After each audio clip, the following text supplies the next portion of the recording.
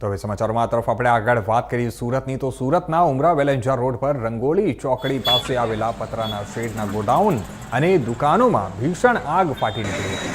ભંગારના ગોડાઉનમાં લાગેલી આગે વિકરાળ ધારણ કરતા આસપાસમાં રહેલી ટાયર સહિતની અન્ય 3 દુકાનોને પણ ઝપેટમાં લીધી હતી।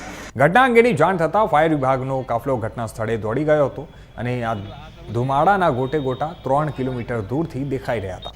અને મળતી માહિતી પ્રમાણે ઉમરા વેલેન્જા રોડ પર આવેલી રંગોળી ચોકડી પાસે પતરાના શેડમાં ભંગારનું ગોડાઉન અને તેની આસપાસના પતરાના શેડમાં ટાયરની દુકાન, ફોટો ફ્રેમની દુકાન અને ફરસાણની દુકાન સહિત 7 જેટલી દુકાનો આવેલી છે। અને